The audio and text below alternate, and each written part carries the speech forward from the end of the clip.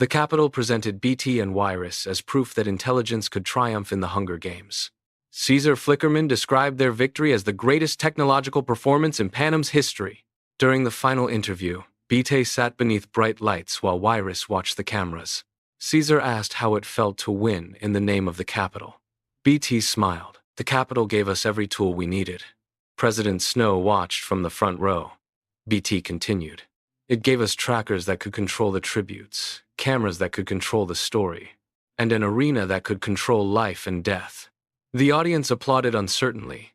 Caesar attempted to interrupt. Wiress leaned toward the microphone. And then we controlled them. The broadcast immediately ended.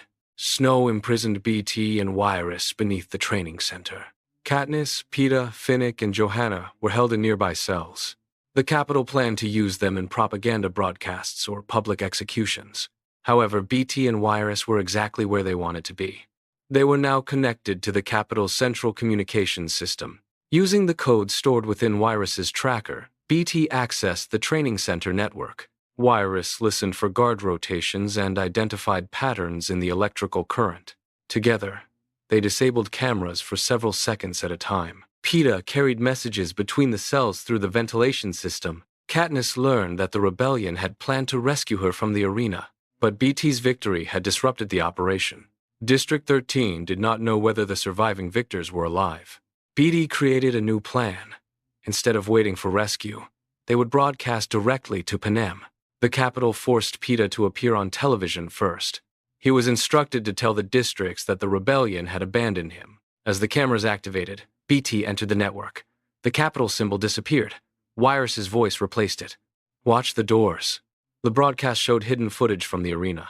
Viewers saw trackers shocking tributes, game makers activating lethal sections, and President Snow ordering the capital to accept District 3's false victory. Then Beetee appeared. The Hunger Games were never proof that the capital was powerful. They were proof that the capital required machines, lies, and frightened children to remain in control. Katniss stepped into view. She raised 3 fingers. Across Panem, millions responded. The rebellion began differently in this reality. Katniss did not escape the Quarter Quell and become the Mockingjay immediately. Instead, she became part of a group of imprisoned victors who exposed the capital from inside its own broadcasting system. Peeta was never taken alone and psychologically altered against Katniss. Finnick used the broadcast to reveal the secrets he had learned from powerful capital citizens. Johanna described the families Snow had threatened and killed. Beetee transmitted instructions showing district workers how to disrupt capital surveillance systems. Wiress identified the communication patterns used by peacekeeper forces and warned districts before attacks occurred. District 3 became the technological center of the rebellion. Factory workers stopped producing capital weapons and began building communication devices for the districts. Engineers disabled trains, redirected hovercraft, and opened prison systems remotely. The capital attempted to silence Beetee and Wiress. Every time it closed one signal, Wiress found another. Doors, she reminded Beetee. Eventually, rebels entered the capital through transportation tunnels opened by District 3 technicians. Katniss confronted President Snow, but she was no longer the rebellion's only symbol. The movement belonged equally to the victors, engineers, miners, farmers, and citizens who had learned to communicate across district boundaries. Snow had always believed that eliminating one leader would end a rebellion. Beetee and Wiress created a rebellion without a single center. There was no one signal to destroy. After the capital fell, some rebel leaders wanted to hold one final Hunger Games using the children of capital officials. Katniss opposed the proposal. Peeta opposed it. Beetee remained silent until Wiress placed 12 small pieces of metal on the table. She arranged them into a clock. Again, she said. Everyone in the room understood. A final Hunger Games would not create justice. It would restart the same cycle under a different government. Beetee voted no. The capital's greatest lie was that its technology made it civilized, he said. Machines only repeat the values of the people controlling them. If we rebuild the games, we rebuild the capital. The proposal failed. The arenas were dismantled.